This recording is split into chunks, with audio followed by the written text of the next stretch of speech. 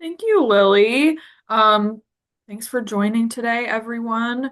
We're super excited to have Lily now offering her knowledge here at the Victory Center. So this is going to be an ongoing series that we're going to be offering every Friday, every fourth Friday of the month from 9 to 10 a.m. And each month is going to be a different theme. And of course, they're all going to be posted online so that anyone that misses them or wants to rewatch is able to do that. So we're super excited to have Lily here now offering her knowledge and wisdom at the Victory Center. And yeah, take it away, Lily. Thank you. So yes, I wanted to let you know also the format of these is where I give a presentation and we have time for Q&A at the end. I also email Lindsay all of the materials that I talk about so that you will, as someone who registered for the class, you will have the handouts that I talk about, and many of them have embedded links, so it's really easy to click the link that I talk about after the presentation. So let's go ahead and get started. I'm going to share my screen. Hopefully you don't hear all those sirens outside of my house. Zoom has really good noise cancellation, but sometimes you just never know. So today we're going to be talking about gardening for medicine. And many people who take this class already are gardeners. They grow their own food, which is wonderful. And this helps you to include medicinal herbs and fungi in your collection because there's just nothing better than having access to fresh, potent medicinals. So today we're going to talk about what you might want to grow. We're going to talk about medicinal plants themselves. That's going to be about half the presentation. And then what grows well in our area here in Ohio. Then we'll talk a little bit about companion and interplanting. What edibles do you already have planned and what might grow really well next to them, either for enhancing their flavor or repelling pests or attracting good pollinators, any number of reasons we do the companion and interplanting. And then we're going to give you tools to help you start your plan. One of the things that I give out, in addition to this slide deck, which has embedded links, is a graph paper with some instructions on how to best plot your garden when you're incorporating new things. And there are tips on the backside, and then there's a grid on the front so that you can help, it helps you out a lot. And you can draw the trees that are in your landscape, where your raised beds are, if you have raised beds, where you're planting in the ground. Or if you're a container gardener, it's still important to plot it because we need to look at the sun as it goes over your land and how much sun you get in any given area, because different plants have different needs when it comes to sun. And then we'll talk a little bit about sourcing medicine, where to get medicinal seeds and seedlings. So let's go ahead and get started. And I just want to congratulate everybody for thinking about gardening because having access to clean, delicious food and life-affirming herbs is something that just can benefit you, your family, your friends, and your extended network. So, like I said, the first half of this is all about different medicine that you may want to grow. And again, you're getting a copy of this, so you don't need to furiously take notes because you will get a copy of this slide deck. But I'm just going to go over some things, and maybe you could jot down, oh, yeah, I'm definitely interested in this plant for whatever reason. So let's get started. Thyme, the culinary herb, is also highly medicinal. It is antiviral, antibacterial, and it kills more pathogens than bleach in lab studies. That's why they now make hand sanitizer without any alcohol in it, just thyme extract. Um, Not only do I eat it and treat people with it, but I also use it as a cleaner in my house. I will steep fresh thyme sprigs in vinegar for a month, and then I use it as a surface cleaner in my toilet, like anywhere that pathogens will grow. And it is a fantastic herb for that. And it grows perennially. So once you start growing it, it should come back year after year. Um, Now, yarrow is another antimicrobial that's really great. It also helps heal wounds. But one of the things that it's most loved for is its ability to stop bleeding, both internally and externally. So it's a styptic. It'll stop bleeding on the surface of the skin, which is great for people on blood thinners. It's also anti-hemorrhagic, and midwives use it during childbirth to stop hemorrhaging after birth. Stinging nettle is one of my favorites because I tend to like challenging personalities in both people and plants. Stinging nettle will sting you when you're harvesting it. It's got little tiny hairs on it, on the underside of the leaves and on the stalks, and those will sting you and give you a rash. But those stingers are full of antihistamines and anti-inflammatories. They shut down immune response, which is helpful when it comes to allergies. It's also helpful when it comes to inflammation that is reached uncomfortable levels. One of the things people used to do with stinging nettle is they would, if they had rheumatoid arthritis or gout or any kind of swollen joint that was super painful, they would cut down, a stalk or two of them, and they would literally whip themselves in the site of inflammation. And yes, it causes a rash for most people, but all that inflammation would just completely recede. So it was worth the rash, right? I use it in allergy formulas. It's also one of the most nutritious plants to grow on land, full of minerals and chlorophyll. It's just a fantastic plant. People cook with it. Lemon balm is such a friend. It's good for both anxiety and depression. It's calming without being super sedating. It's also really great for funky digestion, gas, bloating, nausea. And it's a very, very potent antiviral. They have tested it. It kills the herpes virus. I use it in my cold sore lip balm. They are testing it now on HIV. It is just a fantastic antiviral that I highly recommend having around, and it makes a delicious tea. If you've not had lemon balm tea, you should definitely try it. Mint is another friend that is easy to grow and a little too easy because it will spread really fast. Planted in a container or somewhere that you don't mind, it's spreading out. And there's so many different kinds of mint. I put peppermint here, but my personal favorites are chocolate mint, pineapple mint, and apple mint. And yes, they do have the aftertaste of those things, chocolate, pineapple, apple. There are so many different kinds of mint, and they're all really fantastic for digestion. They're also good for memory. Mint for memory, right? Especially in combination with rosemary. And it is also a pain reliever. A lot of people use it for headaches. Like when I get migraines, I often will apply peppermint topically near the trigeminal nerve here, and that really helps a lot. Chamomile. If you've only ever had chamomile tea in bags that you got at the market, you've not had chamomile tea. It's the first plant that I ask my herb students to sit with. So, like, when I train clinicians, we take an herb a month, starting in small doses, getting bigger and bigger and bigger throughout the month. And I give them flower, right? Like harvested flower. And they're always so surprised. Everyone thinks they know chamomile, but once they start taking potent, freshly harvested or recently dried chamomile, they're like, it's buttery. It tastes kind of like apple and floral at the same time. It is so complex, and that's because there are so many really cool phytochemicals in there doing so many things. It's anti-inflammatory, it helps the digestion. It's also a nervine, which means it works on the nervous system, and it tends to be a nervine sedative in most people, calming the nervous system, which helps people get to sleep, helps calm down panic attacks. It's just such a good friend. If you really steep it hard and long, it's also a bitter, and it has bitter extracts, which is good for the digestion. And if people want to know about bitter therapy to help with acid reflux and GERD, we can talk about that after the presentation. Elder, both berry and flower, coming from the same bush, are really fantastic to grow.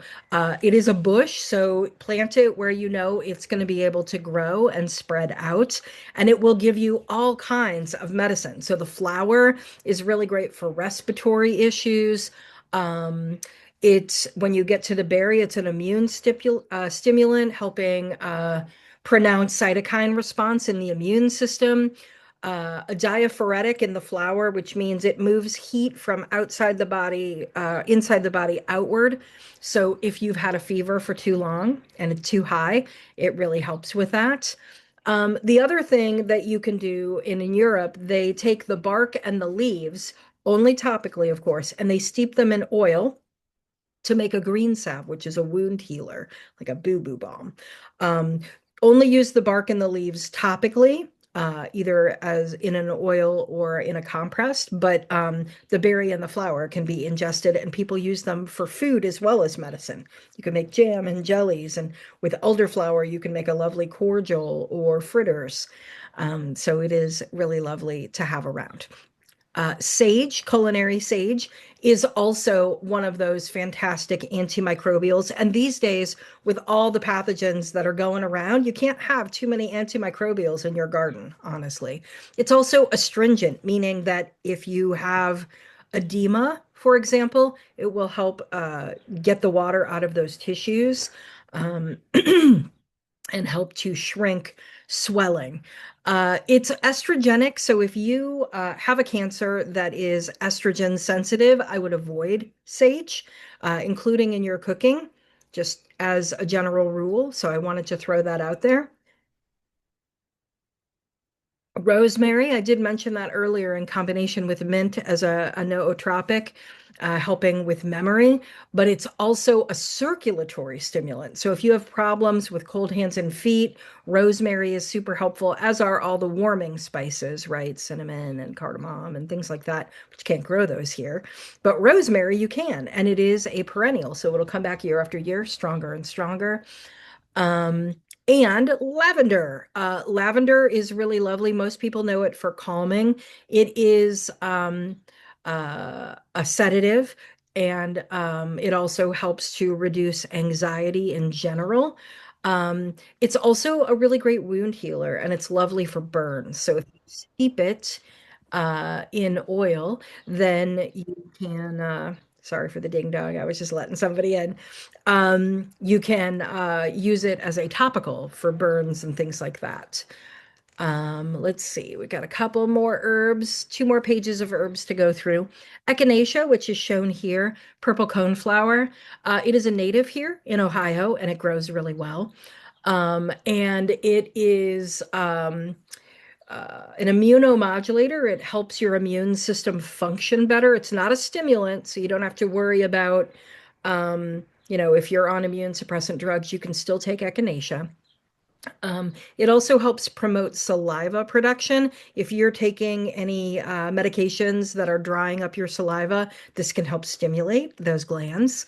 And it's a lymphatic, which means two things. Yay, it helps cleanse the lymph, but also do not take any lymphatic cleansers until after any rounds of chemo or radiation, because we want that chemo and radiation to stay in your system for as long as it needs to, and then we can flush the lymph, right?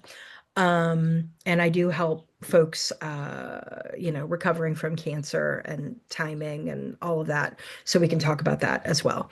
Calendula, which is a marigold, is really lovely. It's not the Mexican marigold that many people are familiar with. It's more of a daisy style marigold, not with the ruffly petals. But it is also a lymphatic and a wound healer, and it's antifungal. So if you know anybody or love anybody with like foot fungus or things like that, calendula is really fantastic. You can powder the herb and use it in a foot powder, or you can make a salve and like put it between the toes. It's fantastic for that. Borage is a really lovely plant, and its flowers taste like cucumber, so you can put it in your salad. Um, and it is an adrenal tonic. It's one, there's only a couple adaptogens on this list. Adaptogens are help you with your adrenals and help you cope with stress and change, among other things.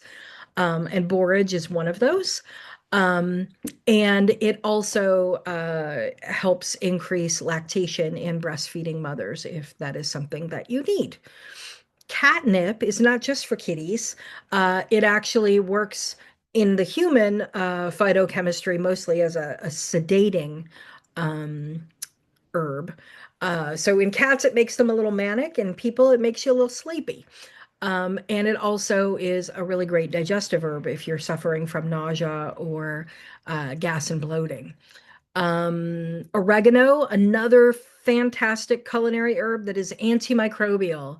If you can't do rosemary because of the estrogenic qualities, thyme and oregano are, or sage rather, not the other. Sage is the estrogenic herb, sorry. Oregano and thyme are really fantastic for all of those surface cleaning, keeping yourself well. And unlike antibiotics, like I say, it's antimicrobial, but usually when you're taking antibiotics, it kills all of your gut flora. These herbs don't do that. Like they actually target the specific bacteria that are causing problems and not your beneficial bacteria. It's amazing. So you don't have to worry about taking a bunch of probiotics after you binge on oregano or thyme. But you should know that oregano is also what we call an emmenagogue. Anytime you see that Gogue, gog, at the end, it means fluid stimulating. So the galactagogue stimulates milk flow, and the emmenagogue, that is oregano, stimulates menses. So if you are still of an age where you have a period, then an emmenagogue would help bring that on. Last page, I promise. Valerian. So, valerian, a lot of people know it as something that helps people get to sleep. But if you've only ever taken the capsules, the herbal powdered capsules, again, you've not had valerian. The thing that I said about chamomile, like if you've only had it in the bags, the reason that valerian capsules or any herbal capsules and tea bags are not the best way to take herbs is that they chop it too fine. And when you cut things or you powder things, you're eliminating the cell walls that contain all the phytochemicals, which are the medicine. And so it starts oxidizing and losing potency and losing flavor. And so valerian, either taken as a tea, which frankly, I don't like the taste of valerian. I think it smells like stinky feet. So I like to take it as a tincture. A tincture is an alcohol extract, kind of like when you take when you use vanilla in your cooking, that is an alcohol extract of vanilla. A tincture is an alcohol and water extract of another herb. So I like to take valerian as a tincture because you only take a little bit, and then you can get that taste out of your mouth.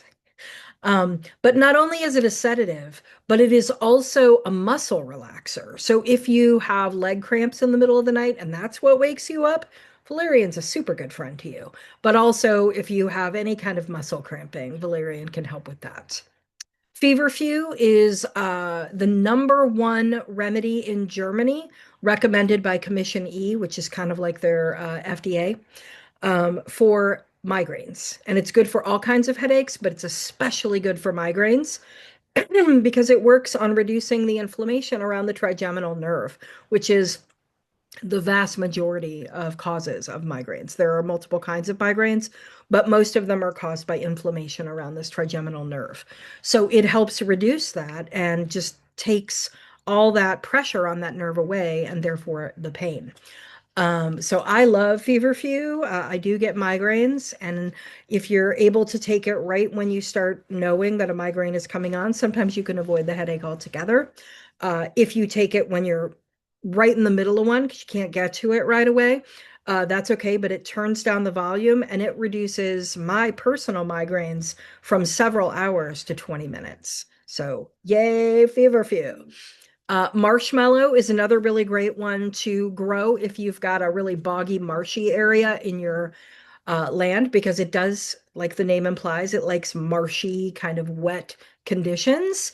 And it is something that is really helpful if you've got ulcers. You can take it internally, and all that mucilage that it creates coats the stomach and protects and allows for wound healing instead of being exposed to your stomach acid all the time, which is why ulcers hurt.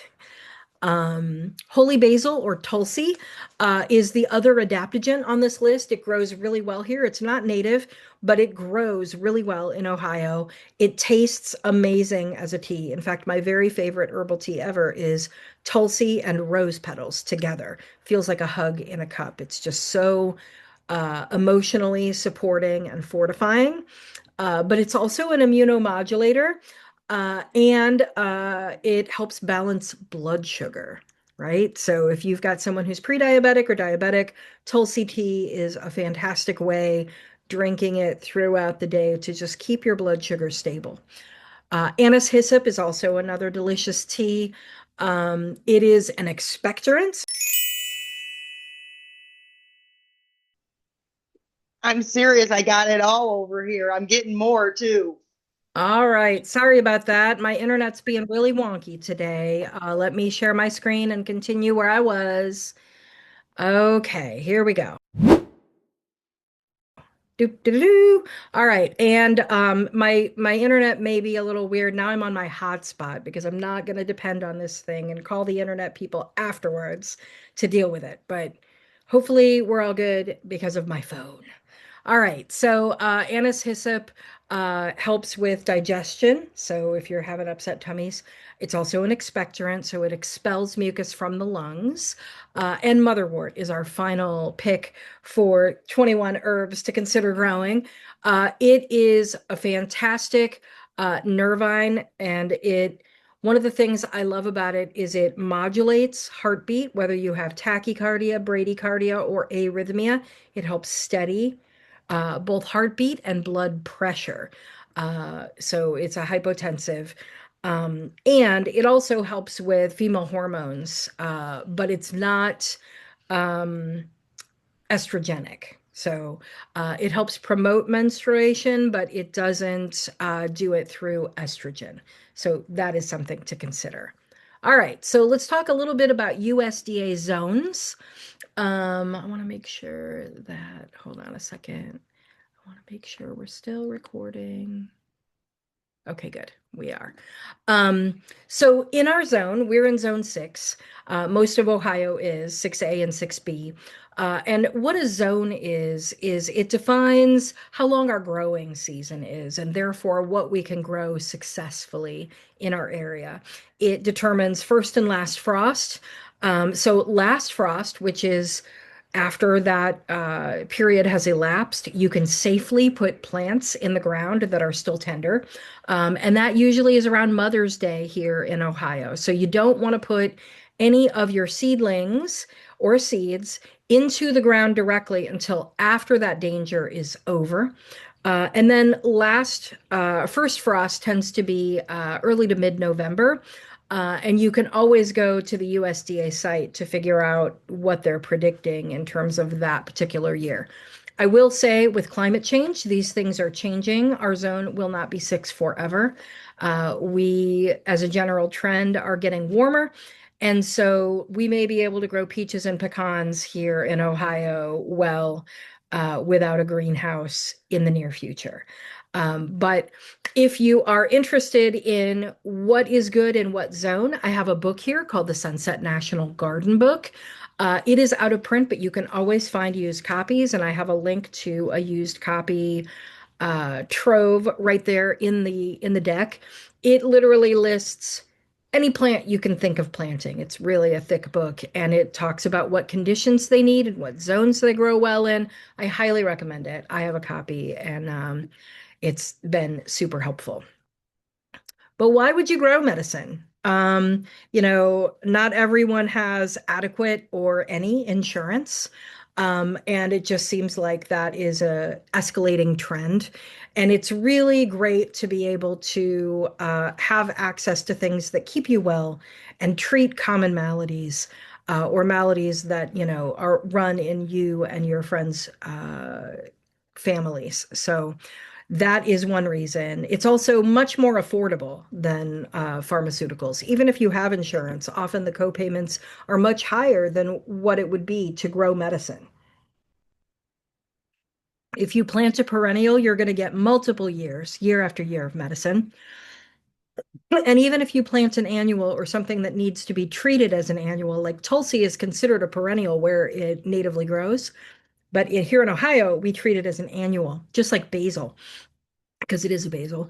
But like culinary basil, we treat those as annuals because we don't live in the Mediterranean or India, and our growing season is short. So even if you grow something as an annual, you're spending $5 to $7 on an entire year's worth of medicine. And unlike synthetic medicines, botanical medicine is much more sustainable. Not only can you dry it and preserve your harvest throughout the year, you can give it to friends and family, or you can compost it, right? Safely. Even the antimicrobial stuff, you can put it in your compost pile and feed, and make more soil. So it is much more sustainable. So now is the time. I would love for you to use the chat, which the chat is the one of the buttons below. Use the chat and write down what kind of medicinal needs you or your family or your friends have. What are you looking to grow in terms of a condition that you have, or a type of medicine? So I wrote down some common maladies or issues that people have here to kind of get your brain flowing.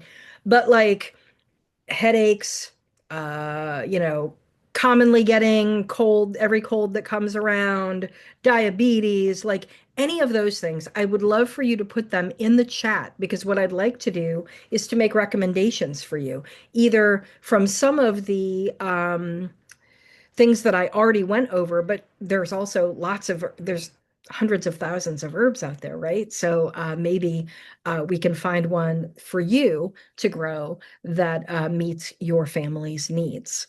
Now, the herbs that are here on the left is lemon balm on the top and cleavers, which I have not yet mentioned, on the bottom. Cleavers is also a fantastic lymphatic cleanser, and I make a lymphatic massage oil for oncology massage with cleavers. It's just really fantastic. So let me see. Are we putting things in the chat? Yes, we are. That is great. Keep putting things in the chat and I'm going to go through them. Um, but yeah, think about any of these as well as many others, and we are going to get to them in the Q&A. But let's go ahead and start talking about companion and interplanting. So companion planting is where you strategically plant certain things together because they benefit each other. So what you see here is the Three Sisters. It is an indigenous piece of wisdom here from the Americas. You grow corn, and it acts as a trellis for your beans, right? You don't have to add extra structural support for the beans. It grows up the corn. And then you plant squash at the base of it because it stamps out any competition and plays well with beans and corn, not taking any nutrients that they need. They're all very symbiotic. So those three things growing together in a bed are really beneficial. And if you don't like any kinds of summer or winter squash, you could also grow melons in substitution for squash. But this is a classic companion planting uh, scenario. And you want a companion plant because it provides shelter and support. It also draws beneficial insects. It also, you can companion plant to improve the soil of an area. And you can companion plant to decoy pests to the plant that you're less interested in consuming so that it leaves a little bit more harvest for you of the plant you are interested in consuming. Here are some other ideas around companion planting. So you need to look at plants that prefer similar conditions and grow them together. Um, Also, plants that grow faster, planting them with slower will maximize your garden space, right? One will take off and then the other one is a little slower. And so you're harvesting in intervals. If they have similar diseases, you obviously want to plant them apart because you don't want to create a big bullseye in your garden. Um, but you can grow taller plants with lettuces, for example. Lettuces love shade, so growing in the shade of some taller plants is a really fantastic way to plan your garden. And I want you to think about all these things as you are plotting One of the things that I provide after this class is not only the slide deck, but I have a handout that will help you plot your garden. And so, you can replay this part as you're thinking about what should go where. And I encourage you to start with a whole blank slate because a lot of American gardeners are really new to the idea of companion and interplanting and really like only plant like things together, and that may have caused soil depletion. It may have caused unruly pests in your garden. And so thinking about it in a whole new way and starting from scratch is super helpful.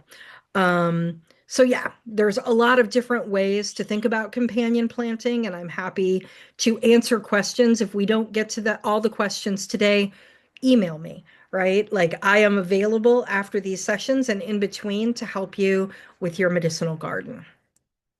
So I also want you to think about your plot in particular.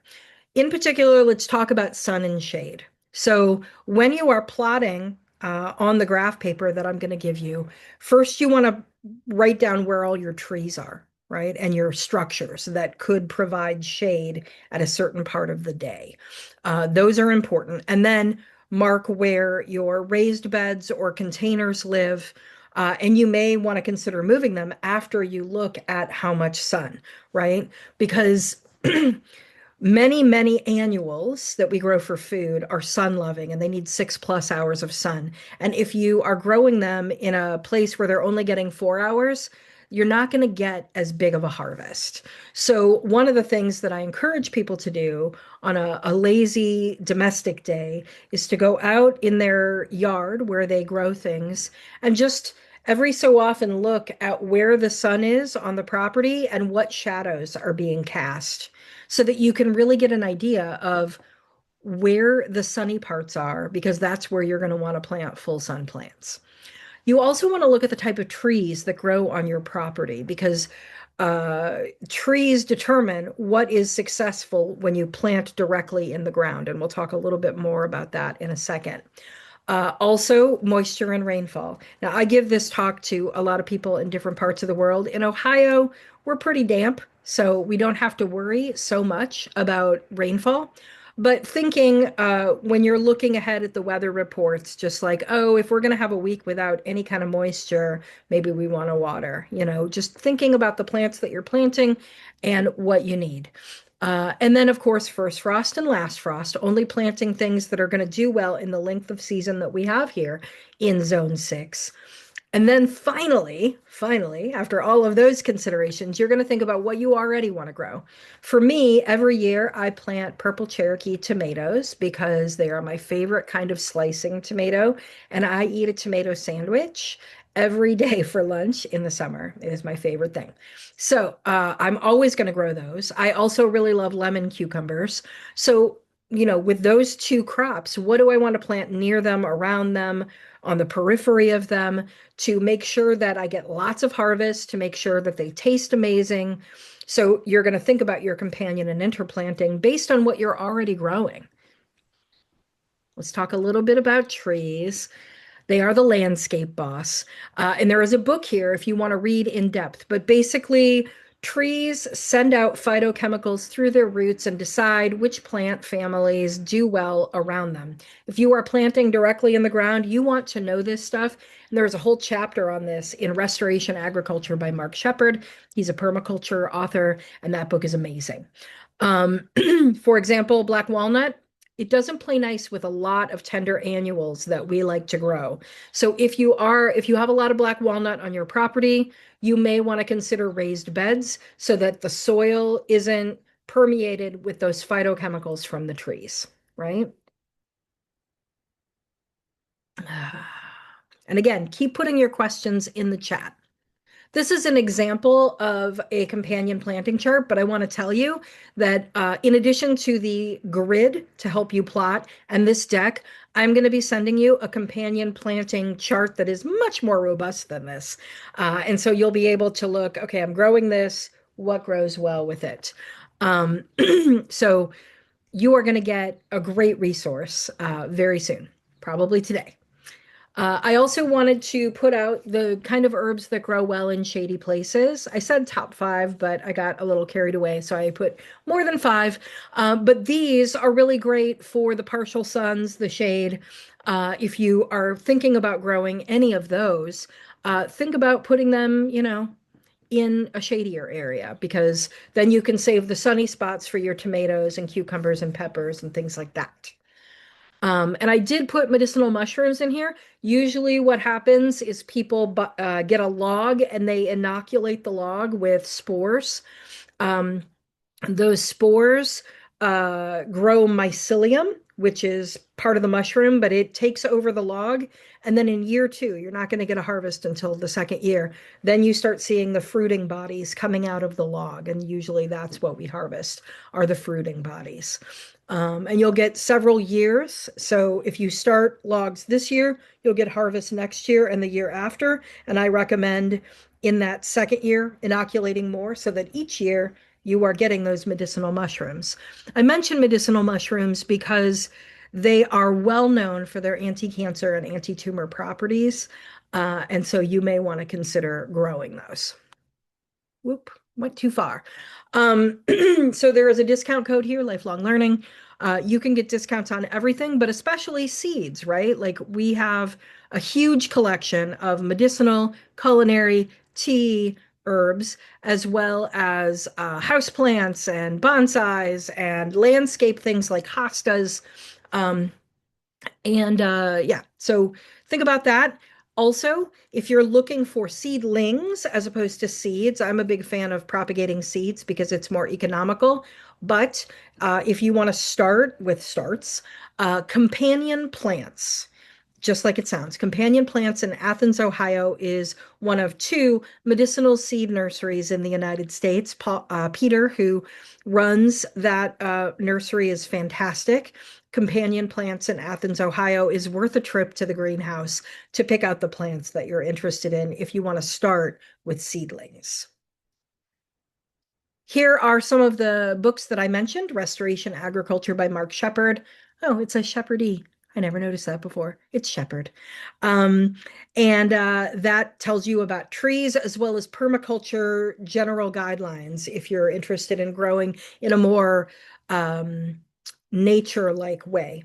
The Sunset National Garden book will help you decide what is good in your zone and how to take care of it.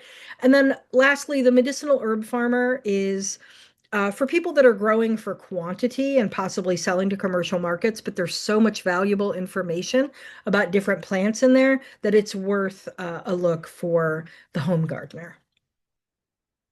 So my name is Lily. I work with Haven Herbs. We are a small batch herbal apothecary and general store.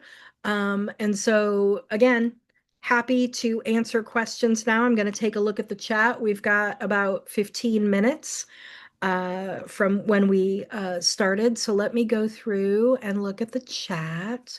Oh yeah, plenty. Pain and inflammation. Okay, so I mentioned stinging nettle.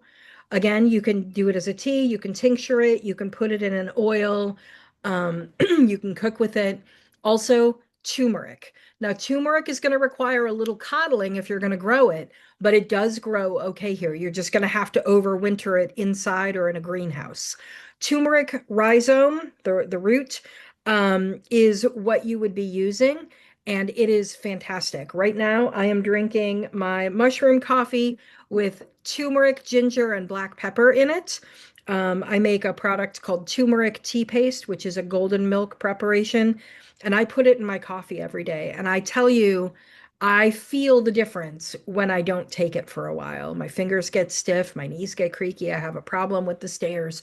So those two, and then one of the things that you can grow here really easily is meadowsweet, and it is the original source of aspirin. It's high in salicylic acid.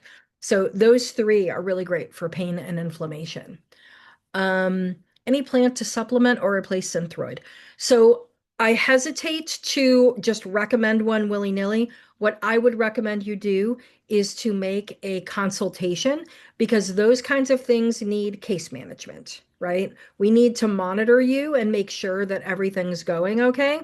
And also, herbs don't work like prescriptions. So, the way that modern biochemical medicine works is you unlock a diagnosis, and that means that there are specific prescribed treatments or drugs. With herbs, we not only talk about being an anti-inflammatory, but we also talk about that plant's energetics. And energetics is how we matchmake a plant to a person and that person's constitution and their symptom manifestation and the condition that they're in. We play matchmaker, and so it's much more of a custom match than the way that insurance type medicine does. And so I would recommend booking a consultation. There's a 20-minute intake form that you have to fill out, and then we do an intake appointment that's at least 45 minutes because I get really nosy because I have to know lifestyle things like diet and movement and all kinds of things. But what will happen is you will get a custom formula that is made for you and your condition and your symptoms. Um, oh, good. Yes, Western Sunset Garden Book is for the West Coast. So it wouldn't necessarily do you well here. You're going to want to find a national Sunset Garden Book. All right, internal inflammation with a tricky digestive system and migraines. Oh boy, you with a lotto. So all of the inflammation things that I talked about earlier are good for you internally. Digestive system, all the things in the deck that say carminative are good for the digestive system. I make a tea called Tummy Tamer that helps with all kinds of weird digestive issues. And it has many of the herbs that I mentioned earlier in the slideshow. And migraines, again, feverfew, meadowsweet, both of those together are fantastic. Also could recommend California poppy, which grows well here as an annual. It is not, it doesn't have opioids in it, even though it's in the poppy family, but it is a pain reliever. Anything work for cholesterol? Yes. A lot of specific things that you think of as culinary, like garlic, heavy doses of garlic, not just eating it in your food, but you can supplement with garlic. So, you can put crushed garlic cloves in honey and then use that honey to sweeten things. You'll get all of the benefits of the garlic in your honey. And then immune boosting. So there are different ways to boost the immune system. I mentioned two here today. So echinacea, it's mostly modulating, but it also helps increase white fighter cells. Elderberry increases cytokine response. So there's different ways to boost the immune system, and I recommend taking like a formula of different ones. And so you can look on Haven Herbs for anything on immune system support and see like formulas that have multiple herbs in there because they all work in concert with one another on different parts of the immune system and the immune response. Do, do, do, do, do. Inflammation, antimicrobial, digestive, muscle repair. So one of my favorite things, and you can grow it here, is arnica. It is a daisy-like flower. You're only going to use it topically. So you can steep it in oil and then rub it on for soft tissue repair. Comfrey is another one. Comfrey grows like a weed, and you can use it in that same oil, like steep comfrey leaves or root in with arnica flowers, and you will get such a great muscle repair and tendon and ligament repair oil. You can also, solidify it with a little bit of beeswax and make a salve. Immune boosting, we talked about that. Thyroid issues. Again, anything endocrine, thyroid, pancreas, adrenals, I would recommend doing a consult. You don't want to mess around with the endocrine system. It is a supposed to be a balanced system that starts with your pituitary, creating precursor hormones, and then having a cascade of different hormones to all the different glands. We don't want to do a sucker punch with the endocrine system. We want to use gradual changes to make sure that we don't imbalance other things. So, if you have thyroid issues, I encourage you to book a consult. Adrenal insufficiency, Cushing syndrome. Yeah, so again, that's all endocrine stuff. You can try endocrine fortifying herbs and adaptogens because adaptogens are generally safe for most people. And, depending on the rest of your symptoms, I may recommend one adaptogen over another. Um, so yeah, I would book a consult. Because again, I'm not saying that just because I want you to book a consult with me. I'm saying that because I want to do right by you. I want to look at your whole health and everything going on with you and make sure that those recommendations are good. Look at your pharmaceuticals, look at your existing supplements, make sure that they all work well together and that they're playing nice.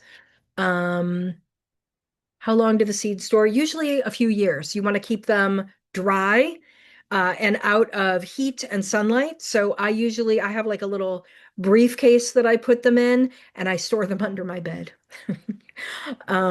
So yeah, you can store the seeds for several years. I am in Tiffin, Ohio. I do not have a brick and mortar store, but I do consultations on Zoom. I teach in-person classes in Perrysburg and Tiffin and Port Clinton. And the web store is available 24/7. I think I got to all the questions. So that means we have 7 more minutes. I did it. Even with internet crashes, that's amazing. To answer more questions, to give you more information, and also to ask Lindsay back from the Victory Center to talk about some Victory Center programming. But I also wanted to let you know, so our next class together with me is Friday, April 24th. And the topic is staying well in the new era of plagues. So, COVID is still with us, and that is the most scary thing because of long COVID. But we've got RSV, we've got several flus, we've got lots of things that are going around. And I want to make sure that we're all staying as safe as possible, and getting the information that we actually need instead of relying on weird social media algorithms, which may or may not be true. So, yeah, that's our next one. So, Lindsay, are you still with us? Let me see. There I am. Hi. I just wanted to make sure that you were here to sort of bookend everything and let people know about Victory Center programming. Mhm. And then, yeah. Yeah, so again, Lily just spoke about the next class in April, April 24th from 9 to 10.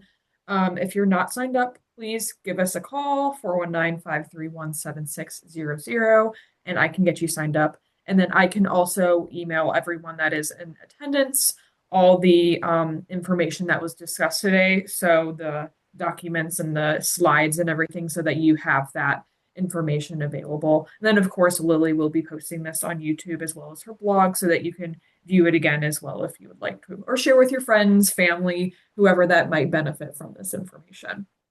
Oh, absolutely. Yeah. I encourage you to share it. I'll be putting it up on YouTube later today after I edit some of the weird things that happened. And then, sending Lindsay out all the handouts that I mentioned. And yeah, if you have any questions along the way, please email me. It's Lily, Lily, at havenherbs.com. In terms of replacing Synthroid, again, it's a matchmaking situation. So there are several different kinds of things that you might be able to take, but I want to make sure it's the right one for you. Um, and no, the whole series is not gardening. Next month is all about staying safe when there's just so many pathogens going around. And yeah, there's body care, there's aromatherapy. I forget what else we're doing this year, Lindsay, but we have the whole year planned, I promise. And each month is a little different, and they're all herbalism, holistic health, wellness, We even have one that's specifically about holistic cancer recovery later in the year. So, definitely stay tuned. Fourth Fridays, that's when we'll be here. It was nice seeing you all. Thank you so much for coming. And yeah, I'll email Lindsay all the stuff. All right. Thank you. Have a great one. Thank you, Lily.